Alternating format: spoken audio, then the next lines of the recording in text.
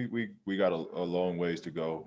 There's still a lot of getting to know each other, getting to know actions. There's some turnovers that we can clean up, but that all comes with us just practicing and playing games. Um, we're a ways away, but I think you guys can see we're getting better and we're a different team than last year.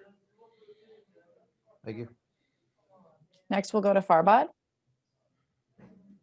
Hey, PG, congratulations and Merry Christmas. Merry Christmas. So these last two games feel like they were the perfect test for you guys to see kind of your mental resolve. What have you gotten out of these last two games? Because they both could have gone either way when, the lead was dwindling down, but instead you kept the resolve.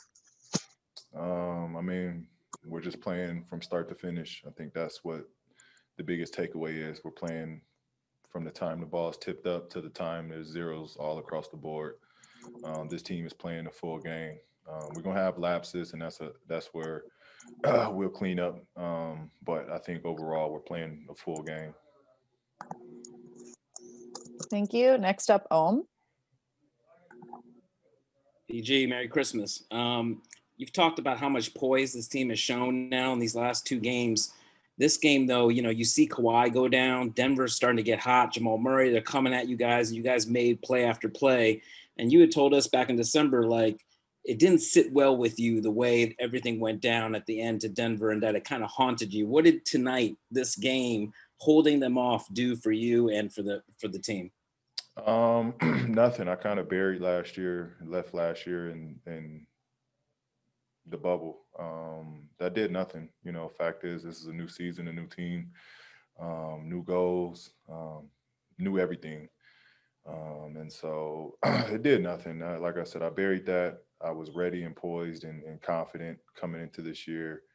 And I was prepared coming into this season. And how worried were you when you saw Kawhi down on the floor there, bloodied up?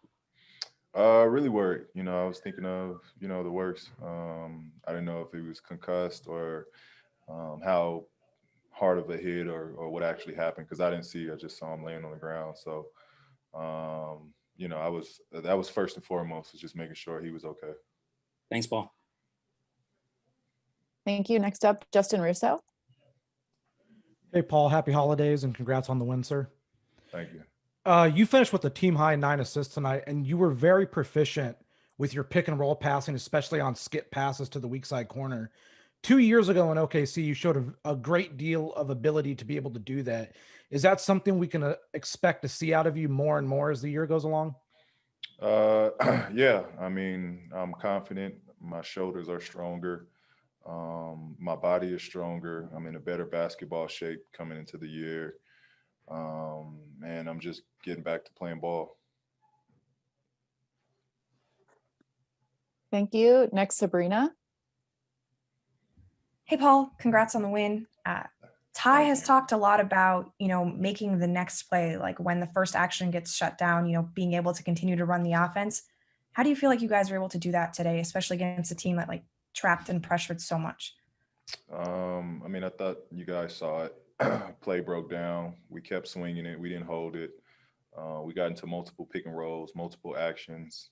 We put the ball on the ground from reversing it from one side of the floor to the other side. We just kept attacking. We've been doing that for the first two games. And I think we're getting better at it. How do you make sure you keep doing that? Just trust. Thanks, Paul. Thanks. We have time for one more question. We'll go to Esteban Abed. Sorry if I pronounced that incorrectly. It's okay. Thank you. Hello from Córdoba, Argentina. Merry Christmas. You have a great night in the first half from 3-point line. Did it help to control the game and resist the Nuggets return attempts in the second half? Say that again. Ask that again. So, in the first half, the team have a 3-point line. Very good night, very great night. Did it help you and the team to control the game and resist the Nuggets return in the second half? Yeah. Thanks. we'll squeeze in one last question Yeah. and go to Farbad. Hey, Paul, can you just talk about how big Nicholas Batum has been? I mean, tonight it felt like he was playing close to how he was in his prime. Yeah, I think tonight was probably I mean, we only 2 games in of the regular season, but I thought tonight was a full glimpse of what he can do. And he brought up something that was interesting. He haven't played for 18 months, and that was pretty interesting. You know, because it's going to take a while for him to get back into a basketball flow and get into a rhythm. You know, so I thought he looked good. I thought, you know, he's a big piece. He can do a little bit of everything at a high level. I didn't even see it. He's still getting evaluated right now. I'm not sure. I didn't even see what happened. How worried are you about him? He's gonna be fine. He got up and walked on the floor, so he's good. Okay, thanks. Thank you. Next up, Andrew Gray. Hey, Ty, this is, you know, he wasn't on the floor for the last 6 minutes there. Denver's barreling down. This is now 2 straight games where you guys have fought off a team making a run. What has this team shown you through 2 games in terms of its, I guess, mental toughness? Just being resilient. You know, like I said, Denver's a great team. They went to the Western Conference Finals last year, and they have some really good players. So they're gonna make a run, especially at home. I thought we just kept our composure. You know, that second unit they brought in started traveling a little bit more, started pressing a little bit more, getting into our handle and stuff like that. So we just got to do a better job just taking care of the basketball. But overall, I thought we did a great job of sharing the basketball, you know, having 32 assists. We went to Kawhi and PG. When they had one-on-one matchups, they went to work. When they double team, they did a good job of sharing the basketball. So that's the way we want to play. You know, we want to take advantage of mismatches. If they come in double, we want to make sure we make the extra pass and drive and kick and make another pass for somebody else to get a shot. Next, Ty. Thank you. Next up, Justin Russo. Hey, Coach. Good evening and happy holidays. Yes, sir. Happy holidays. Thank you, sir. Can you speak about the good minutes that Patrick Patterson gave you tonight off the bench? I thought he did a really good job, and I just want to hear you rave about him for a little while.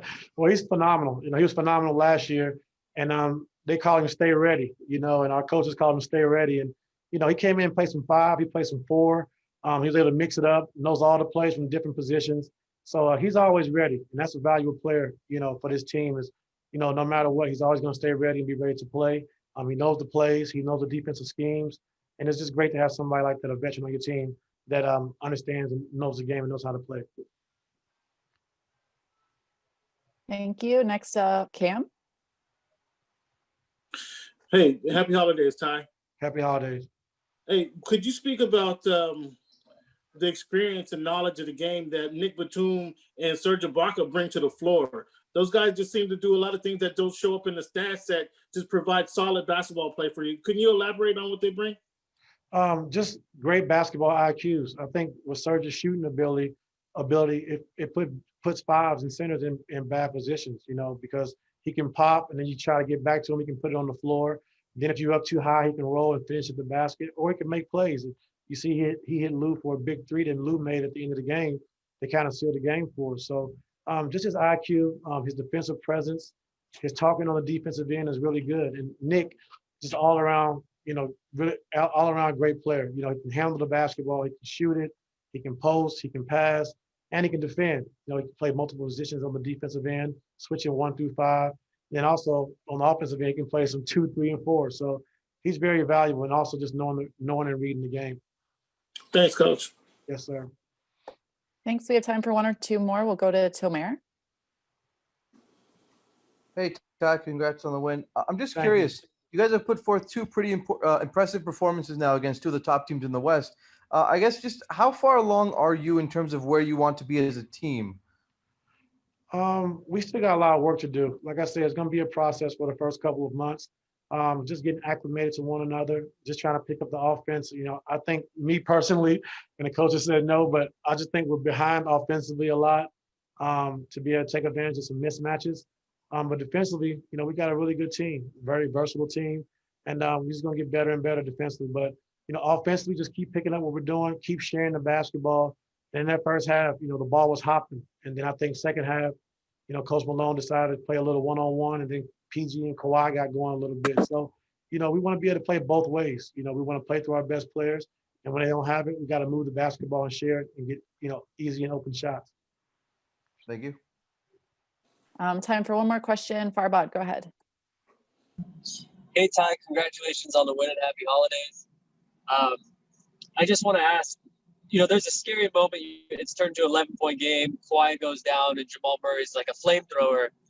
What were the guys saying to keep their composure? What was the mentality of everybody? Because that could have been a real turner of a moment.